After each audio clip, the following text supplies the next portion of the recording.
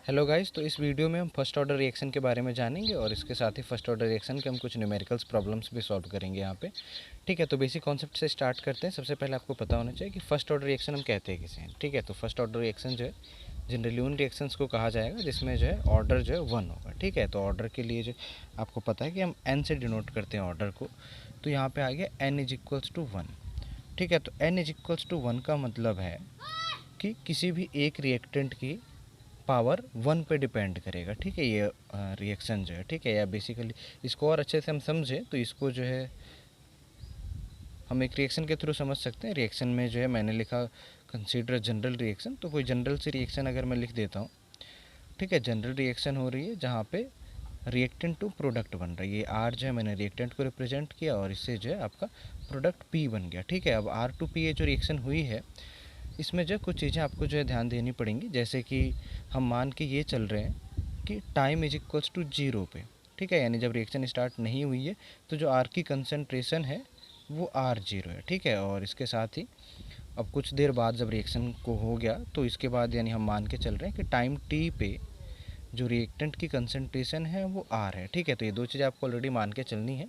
और इसके बाद जो है अगर हम इसके लिए रेट एक्सप्रेशन लिखें, रेट लॉ से अगर रेट एक्सप्रेशन निकालने की कोशिश करें तो रेट लॉ कहता था कि रिएक्टेंट की टर्म्स में अगर हम रेट लिख रहे हैं तो माइनस साइन के साथ आएगा, यानी minus D by D T of are.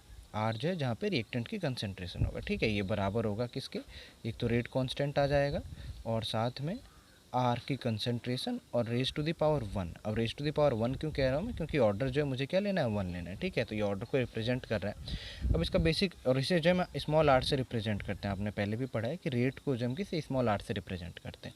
तो ये स्मॉल आर की वैल्यू होगी, यानी रेट की वैल्यू होगी। तो अगर हम रेट की वैल्यू देखें तो रेट की value is equals to K into R to the power 1। तो के तो कॉन्स्टेंट है, यानी हम डायरेक्टली कह सकते हैं यहाँ से R is directly proportional to are.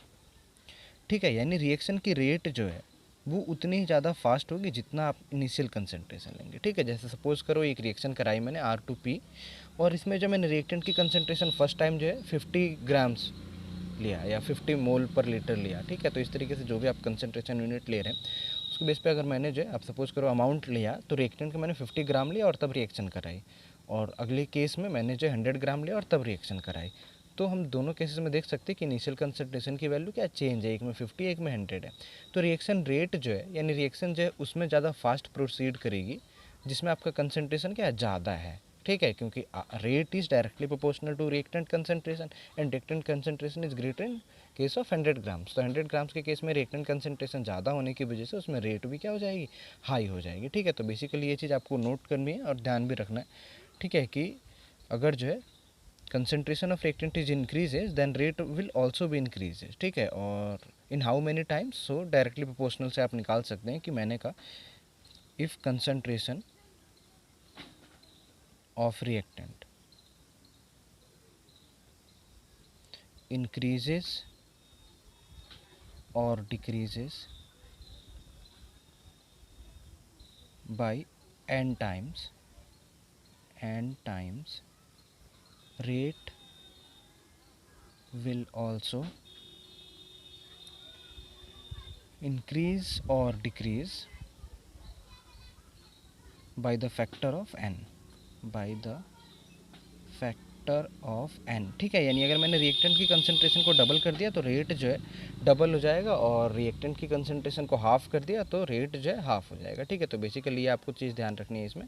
अब इसके बाद जो है हम इंटीग्रेटेड रेट इक्वेशन फाइंड करते हैं इससे जो है। ठीक है, इंटीग्रेटेड रेट इक्वेशन।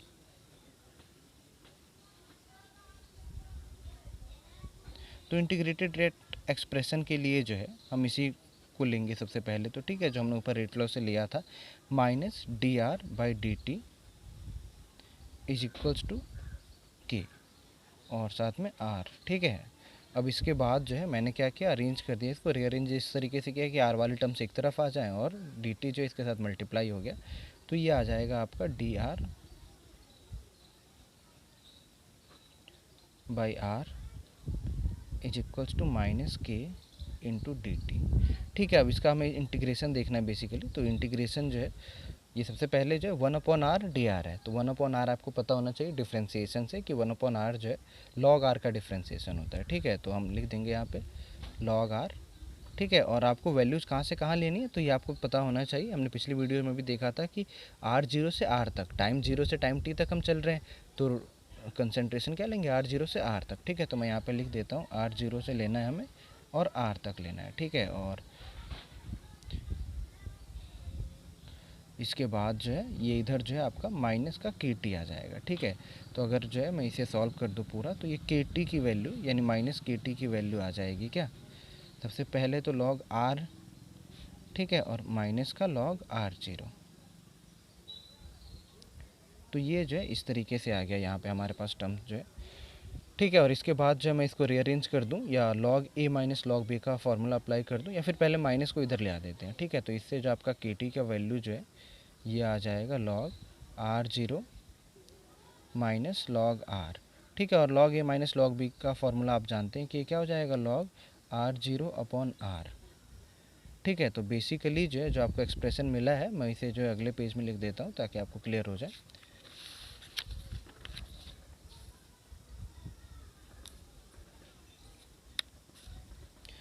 ठीक है, तो जो हमें एक्सप्रेशन मिला है मैं उसे लिख रहा हूँ। तो यहाँ से मैंने t is equals to 1/k log R0 upon R, तो ये आपके पास एक्सप्रेशन आया और यही एक्सप्रेशन जो आपको याद भी रखना है। ठीक है, अभी ये जो नेचुरल लॉ के टर्म्स में अगर मैं इसे log बेस 10 के टर्म्स में कन्वर्ट कर दूँ तो ये आ जाएगा t is equals to 2.303 upon k into log R0 upon R। ठीक है, तो आप जो है कैलकुलेशंस पर्पज़ के लिए जो आप नीचे वाली इक्वेशन को लर्न करते। ठीक है, इसे जो है मैं इक्वेशन नंबर 2 मान लेता हूँ। इक्वेशन नंबर फर्स्ट जो है आप इसे मान लें, क्योंकि इससे जो आपका ग्राफ बनेगा किससे, जो आपने जो ये माना था। ठीक है, बेसिकली आप इस वाली इक्वेशन को हम जो है इक्वेशन नंबर फर्स्ट मान रहे हैं। तो इक्वेशन नंबर फर्स्ट और सेकंड जो है ये दोनों आपको ध्यान रखनी है, और दोनों जो एक दूसरे का एक्सचेंज फॉर्म है, यानी सॉल्व करके फॉर्म आए हैं। ठीक है, तो बेसिकली आपको न्यूमेरिकल्स के लिए तो ये वाला इक्वेशन आपको ध्यान रखना है clearly, t is equals to 2.303 divided by k log R0 upon R। ठीक है, तो न्यूमेरिकल सारे के सारे हो जाएंगे। और पहले हम बात कर लेते हैं ग्राफ्स की। ग्राफ इसमें जो है किस किस तरीके से बन सकते हैं और किस किस तरीके से पूछे जा सकते हैं। ग्राफ इसमें बहुत ज़्यादा इंपॉर्टेंट होते हैं। पूरी केमिकल काइनेटिक्स में ग्राफ की एक अलग वैल्यू होती है, तो ग्राफ पे आपको फोकस करना है इसमें जो है। ठीक है, तो सबसे पहले अगर हम ग्राफ देखते हैं तो जो हमने इक्वेशन नंबर 1 बनाई थी, ठीक है, तो इक्वेशन नंबर 1 थी हमारी, आप इसको ऐसा कंसिडर कर सकते हैं, minus KT is equals to log R minus log R0। ठीक है, तो ये हमारे जो है फर्स्ट इक्वेशन थी, या फर्स्ट इक्वेशन की एक एक्सटेंडेड फॉर्म थी। तो अगर मैं इसे ग्राफ बनाऊं और इसको अगर मैं रीअरेंज कर दूं एक बार पहले, तो log R is equals to log, ये आ जाएगा minus KT plus log R0। ठीक है, और अगर आप इसे देखें तो स्ट्रेट लाइन की इक्वेशन है, यानी अगर मैं इसे लिखूं y is equals to mx plus c. ठीक है, तो y की वैल्यू क्या है log r, और x की वैल्यू क्या है t, और m की वैल्यू क्या है माइनस के, और c की वैल्यू क्या है log r0। ठीक है, तो इससे जो है आप ग्राफ आसानी से बना सकते हैं, ड्रॉ कर सकते हैं खुद से। ठीक है, तो यानी आपको जो है y की वैल्यू क्या थी log r, यानी y एक्सिस पे आपको log r लेना है। ठीक है, तो log r जो है आपने y एक्सिस पे ले लिया, और x की वैल्यू है t, तो आपको टाइम जो है इधर लेना है x एक्सिस पे। ठीक है, और इसके बाद जो है आप ग्राफ में एक इंटरसेप्ट भी दिखाएंगे, c जो इंटरसेप्ट होता है कितना है log R0। तो ये जो है ग्राफ आपका कुछ इस तरीके से बनेगा, जहाँ पे ये वाली वैल्यू जो है क्या दिखाएगी, log R0 को रिप्रेजेंट करेगी, इंटरसेप्ट है ये क्योंकि y इंटरसेप्ट, और साथ में जो इसका स्लोप होगा। ठीक है, हम बात कर रहे हैं इसके स्लोप की, तो ये स्लोप की वैल्यू जो है क्या आ जाएगी माइनस के, आप देख सकते हैं यहाँ पे। ठीक है, कि x के साथ क्या होता है स्लोप, और t के साथ क्या यहाँ पे माइनस के, तो माइनस के जो है स्लोप आ गया। ठीक है, एक कर्व तो ये बनता है। दूसरा कर्व जो आपका इक्वेशन नंबर सेकंड से बन सकता है। ठीक है, अब इक्वेशन नंबर सेकंड से अगर मैं ग्राफ बनाऊँ तो यहाँ पे आप देख सकते हैं ग्राफ जो है कुछ इस तरीके का बनेगा।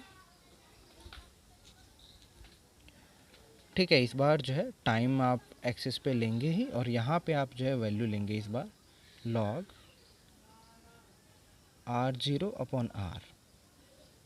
ठीक है, क्योंकि यही वैल्यू थी आपकी जो है, अगर आप देखें इसमें इक्वेशन में, तो ठीक है, तो यहाँ से अगर आप ग्राफ बनाएंगे तो अब इसमें कोई इंटरसेप्ट नहीं है। अगर इसमें जो इस इक्वेशन में आप देखें तो कोई इंटरसेप्ट नहीं है, यानी ग्राफ जो है जीरो से स्टार्ट होगा, और इस बार जो है अगर आप देखें तो ये वैल्यू जो है बढ़ती जाएगी टाइम के साथ जो है। ठीक है, तो ये जो आपका ग्राफ कुछ इस तरीके से बनेगा, और इसमें जो स्लोप की वैल्यू होगी, सबसे इंपॉर्टेंट होता है ग्राफ में क्या, स्लोप की वैल्यू। तो स्लोप की वैल्यू जो है वो बराबर आएगी किसके, तो अगर आप स्लोप देखें तो ये आपने जो है x मान लिया, तो x के साथ जो पूरा टर्म है ये आपका स्लोप होगा, यानी स्लोप की वैल्यू है 2.303 अपॉन के। ठीक है, तो ये दो ग्राफ जो आपके मोस्ट इंपॉर्टेंट ग्राफ होते हैं फर्स्ट ऑर्डर के, एक ही है और एक ही है, दोनों अलग अलग टर्म्स में बनाए गए, एक टाइम और लॉग आर के बीच और एक टाइम और log R not upon R के बीच। ठीक है, तो ये दोनों ग्राफ आपको ध्यान रखना है और साथ ही ये इक्वेशन भी आपको ध्यान रखनी है। ठीक है, तो बेसिकली ये हमारा फर्स्ट ऑर्डर का कॉन्सेप्चुअल नॉलेज हो गया। एग्जाम्पल्स में जैसे कि रेडियो एक्टिव जितने भी एलिमेंट्स होते हैं जिनका रेडियो एक्टिव डिके होता है, ठीक है, तो सारे के सारे जो वो फर्स्ट ऑर्डर काइनेटिक्स के होते हैं। इसके अलावा हाइड्रोजनेशन ऑफ एल्कीन्स आपने पढ़ा, हाइड्रोजनेशन ऑफ एल्कीन्स भी क्या फर्स्ट ऑर्डर रिएक्शन होता है। हाइड्रोजनेशन ऑफ एल्कीन का एग्जांपल जैसे कि C2H4, ठीक है, इसका जो है हम हाइड्रोजनेशन करते हैं इन द प्रेजेंस ऑफ निकल कैटलिस्ट, तो ये जो है हमें यहाँ पे मिल जाता है C2H6। ठीक है, तो ये जो है फर्स्ट ऑर्डर काइनेटिक्स होता है। फर्स्ट ऑर्डर काइनेटिक्स यानी रेट इज इक्वल्स टू यहाँ पे हो जाता है के C2H4 की पावर 1। ठीक है, यानी हाइड्रोजन गैस पे कोई फ़र्क नहीं पड़ रहा, हाइड्रोजन गैस की कंसंट्रेशन पे रेट ऑफ रिएक्शन हमारी डिपेंड नहीं कर रही है। तो ये तो आपका बेसिक कॉन्सेप्चुअल नॉलेज हो गया। इसके बाद हम कुछ न्यूमेरिकल्स कर लेते हैं फर्स्ट ऑर्डर रिएक्शन के, ताकि आपको और क्लियर हो जाए चीज़ें जो है।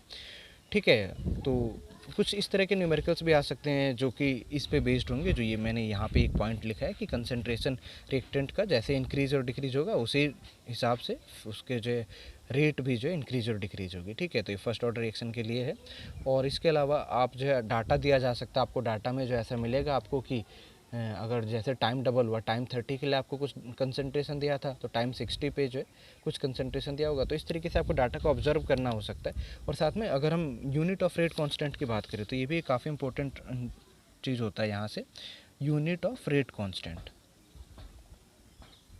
Rate constant. ठीक है, तो यूनिट ऑफ रेट कांस्टेंट जो आप कैलकुलेट कर सकते हैं यहाँ से, जो आपने इक्वेशन लिखी थी रेट लॉ से। ठीक है, तो ये था हमारे पास -dr/dt is equals to K into are. ठीक है, तो यहाँ से अगर आप रेट यूनिट की वैल्यू कांस्टेंट, रेट कांस्टेंट की यूनिट फाइंड करना चाहें तो के इज इक्वल्स टू -dr/r और इनटू टाइम। ठीक है, dt। तो आपको पता है कि आर की और आर ये दोनों कंसंट्रेशन टर्म्स हैं, तो इनकी यूनिट्स कैंसिल आउट हो जाएंगी और टी की यूनिट सेकंड यानी 1/2 इसकी यूनिट आएगी, यानी क्या यूनिट होगी, सेकंड इनवर्स। ठीक है, अब सेकंड इनवर्स की जगह पे आपको कई जगह जो है मिनट इनवर्स भी हो सकता है और आवर्स इनवर्स भी हो सकता है, लेकिन आपको जो सेकंड इनवर्स ऐसा यूनिट आपको ध्यान रखनी है, सिंपल सी। और ये काफ़ी इंपॉर्टेंट चीज़ है। ठीक है, कि सेकंड इनवर्स जो है अगर आपको कहीं डाटा में दिया हुआ तो आपको पता लग जाएगा कि फर्स्ट ऑर्डर काइनेटिक्स है और आप जो है फिर उस हिसाब से सॉल्व कर पाएंगे क्वेश्चन को। ठीक है, अब हम आगे बढ़ते हैं, कुछ न्यूमेरिकल्स प्रॉब्लम्स को सॉल्व करते हैं। ठीक है, तो न्यूमेरिकल्स प्रॉब्लम्स जो है मैंने एक दो नोट किए हुए हैं, हम उन्हें जो है सॉल्व करेंगे अभी। ठीक है, तो सबसे पहले हम फर्स्ट न्यूमेरिकल की बात करते हैं। ये सारे आपके न्यूमेरिकल्स जो है एनसीईआरटी के ही हैं, तो आपको जो है अलग से ढूंढने की जरूरत नहीं, आप एनसीईआरटी में जो फाइंड कर सकते हैं इन्हें। तो सबसे पहला न्यूमेरिकल है हमारे पास, the rate constant for a first order reaction is 60 second inverse. तो रेट कांस्टेंट की वैल्यू जो है आपको दी हुई है, रेट कांस्टेंट एंड के की वैल्यू, तो के की वैल्यू जो आपको 60 सेकंड इनवर्स दे दी है। ठीक है, अब इसके बाद जो how much it will take to reduce it, तो हाउ मच है ना, टाइम आपको पूछ रहे हैं, तो टाइम जो आपको कैलकुलेट करना है to reduce it to its 1/16 the value. ठीक है, तो रिड्यूस हो रहा है कोई कंपाउंड जो रिड्यूस हो रहा है यानी डिसोसिएट हो रहा है, और डिसोसिएट होने के बाद जो फाइनल में कितना बचना है उसे जो 1/16 वैल्यू बचना है। ठीक है, तो अगर जो आप इनिशियल मानेंगे यानी टाइम इज इक्वल्स टू 0 पे आप जो है R0 जो मानेंगे, ठीक है, तो ये R0 है, तो time is equals to T पे। ठीक है, कुछ देर बाद जो है जो कंसंट्रेशन हो जाएगा या आर जो हो जाएगा वो कितना हो जा रहा है, पहले का 1/16। ठीक है, तो 1/16 यानी इसके अपॉन में 16 रख देंगे। ठीक है, तो बेसिकली ये चीज़ आपको दी हुई है डाटा, और इसे जब आपको टी निकालना है तो आपको पता है कि T is equals to 2.303 upon K log R0 upon R. ठीक है, तो बेसिकली ये हमारी इक्वेशन होती थी फर्स्ट ऑर्डर काइनेटिक्स की, और इसमें जो आप अगर वैल्यूज़ पुट करेंगे तो यहाँ से हमें मिल जाएगा 2.303 अपॉन के की वैल्यू जो है 60 सेकंड इनवर्स है, तो 60 रख दिया मैंने, लॉग R0 तो R0 ही है, और R की वैल्यू जो है कितनी है, R0 अपॉन 16, तो ये जो अपॉन का 16 है ये ऊपर आ जाएगा इनटू में 16। ठीक है, तो ये इस पूरे से ये पूरा कैंसिल हो गया, लॉग 16 बचा है, और लॉग 16 को इसी में शॉर्ट में 2.3 लिख दे रहा हूँ, और अपॉन में 60 इंटू लॉग 16 को मैं जो है लॉग 2⁴ लिख सकता हूँ। ठीक है, और ये 4 जो है आगे आ जाएगा, आपको पता है लॉग के रूल से, तो 2.3 इंटू 4 और साथ में लॉग 2 की वैल्यू जो है 0.30 10 होती है, मैं जो है केवल 0.3 वैल्यू ले रहा हूँ और यहाँ से 60 आ जाएगा। ठीक है, तो अगर आप इसे सॉल्व कर लेंगे तो इसके आगे कैलकुलेशन काफ़ी ईजी है। आप जो है सबसे पहले तो पॉइंट हटा सकते हैं दोनों से, तो यहाँ से पॉइंट हटेगा, यहाँ से पॉइंट हटेगा और दो जो है 0 आ जाएंगे। फिर 3 से 6 कैंसिल आउट हो जाएगा, तो ये जो है 2000 आ गया आपके पास। फिर 4 से ये 2000 कैंसिल हो जाएगा तो 500 आ गया। यानी कुल मिला के आपका आंसर जो है 23/500 इतना सेकंड्स आ गया। ठीक है, तो ये जो है आपको आंसर मिल गया यहाँ से। ठीक है, तो इस तरीके से जो आपको कैलकुलेट करना था ये जो। अब टाइम पूछा तो टाइम जो आपका किस में आएगा, सेकंड में आएगा। ये चीज़ जो आपको पता होनी चाहिए पहले से। ठीक है, अब तो ये जो है हमारे पास बेसिकली एक न्यूमेरिकल सॉल्व हो गया यहाँ पे हमें इस तरीके से। ठीक है, हम दूसरा न्यूमेरिकल करते हैं।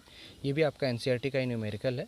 तो इसमें आपको कहा है for a first order reaction so that the time required for 99% completion it is twice the time required for completion of 90% reaction. ठीक है, तो बेसिकली आपको क्वेश्चन का मतलब समझना है कि 99% कंप्लीट होने में जितना टाइम लग रहा है वो डबल होता है 90% रिएक्शन होने में जितना टाइम लग रहा है। ठीक है, यानी बेसिकली कोई रिएक्शन हो रही है तो 90% में जितनी रिएक्शन होगी, ठीक है, तो 90% जितने टाइम में होगी रिएक्शन उसका डबल टाइम लग जाएगा 99 तक पहुंचने में उसे। ठीक है, उसे जो तो ये हम शो करेंगे। तो सबसे पहले जो आपको मतलब दोनों का टाइम कंपेयर करना है। ठीक है, तो आप एक केस के लिए T1 मान लेंगे और एक केस के लिए T2 मान लेंगे। तो मैं फर्स्ट केस की बात करता हूँ जहाँ पे 99% कंप्लीशन हो रहा है। ठीक है, तो आप जो है सबसे पहले T इज इक्वल्स टू 0 पे, यानी जब रिएक्शन स्टार्ट नहीं हुई तब तो रिएक्टेंट का कंसंट्रेशन 100% रहा होगा। ठीक है, तो बेसिकली आप जो है टाइम इज इक्वल्स टू 0 पे R0 जो लेंगे इस केस के लिए वो कितना लेंगे 100। ठीक है, अब जो है time is equals to T पे कुछ टाइम T1, यहाँ फर्स्ट केस के लिए T1 मान लेते हैं। तो R यानी जो रिएक्टेंट का कंसंट्रेशन है वो कितना बचा, अगर 99% हो गया तो 1 बचा है केवल जो है। ठीक है, तो इससे जो है अगर आप टाइम की वैल्यू निकालेंगे, T1 की वैल्यू निकालें तो T1 is equals to 2.303 upon k rate constant log R0 upon R, यही होता है हमारे पास फॉर्मूला। और इसमें मैं वैल्यूज पुट कर दूंगा इसमें, तो ये आ जाएगा 2.303 अपॉन के और लॉग R0 कितना था 100 और R है आपके पास 1। ठीक है, तो ये लॉग 100 बच गया केवल जो है, और तो ये आपका T1 आ गया। फिर इसी तरीके से आप जो है T2 दूसरा केस अगर आप लेंगे, ये केस 1 था हमारे पास, केस 1, और इसे जो है अगर केस 2 लेंगे आप तो केस 2 में T इज इक्वल्स टू 0 पे जो कंसंट्रेशन है वो अभी भी 100 ही रहेगा। ठीक है, और T is equals to T2 पे इस बार जो है कंसंट्रेशन आपका कितना बचा है, तो अगर 90% कंप्लीट हो गई रिएक्शन यानी कंसंट्रेशन कितना बचा होगा, अब 10 बचा होगा। ठीक है, तो अब हम यहाँ से इसे जो है T2 कैलकुलेट करें अगर रेट इक्वेशन लगा के, तो T2 is equals to 2.303 upon K log R0 आता है, और R0 की वैल्यू हमें पता है कितनी है 100 और नीचे R की वैल्यू है 10। ठीक है, तो ये हमारे पास T1 T2 आ गया। हमें इन दोनों के बीच रिलेशन इस्टेब्लिश करना है, तो दोनों को डिवाइड कर देंगे। इसे मैं इक्वेशन नंबर 1 मान लेता हूँ, इसे इक्वेशन नंबर 2 मान लेता हूँ। ठीक है, फिर इसके बाद डिवाइड कर देंगे, डिवाइडिंग इक्वेशन 1 बाई 2। तो जो फर्स्ट इक्वेशन है उसे सेकंड से अगर मैं डिवाइड कर दूँ तो ये आ जाएगा आपका T1 upon T2 is equals to 2.303 upon K into log 100। ठीक है, और नीचे आ गया आपका 2.303 अपॉन के इंटू लॉग 100/10। ठीक है, तो ये बेसिकली दो वैल्यूज आपके पास आ गई। तो ये वैल्यू कॉमन है, तो ये वैल्यू जो है कैंसिल आउट हो जाएगी पूरी। ठीक है, इसके बाद ऊपर जो लॉग 100 है, लॉग 100 की वैल्यू जो कितनी हो जाएगी 2, आप उसे लॉग 10 की पावर 2 लिख सकते हैं, और 2 आगे आ जाएगा, लॉग 10 की वैल्यू 1। और यहाँ पे log 100/10 है तो एक 0 से 0 कैंसिल, और log 10 की वैल्यू जो है 1 हो जाएगी। तो ये आपके पास रिलेशन आ गया, यानी रिलेशन क्या आया है, T1 is equals to 2T2। ठीक है, तो यही तो आपको प्रूफ करना था कि 99% कंप्लीट होने में जितना टाइम लग रहा है वो डबल है 90% जो कंप्लीट होने में टाइम लगा उसके। ठीक है, तो ये जो हमारा क्वेश्चन सॉल्व हो गया। तो बेसिकली इसी टाइप के क्वेश्चंस जो है आपके बोर्ड एग्जाम्स में पूछे जाते हैं और कॉम्पिटिटिव एग्जाम्स में पूछे जा सकते हैं, इस तरह के क्वेश्चंस जो है। तो ये सारे क्वेश्चन आपको आने चाहिए, और एक बार जो है आप फिर से देख ले वीडियो अगर कुछ चीज़ें समझ में नहीं आई। थैंक यू फिर।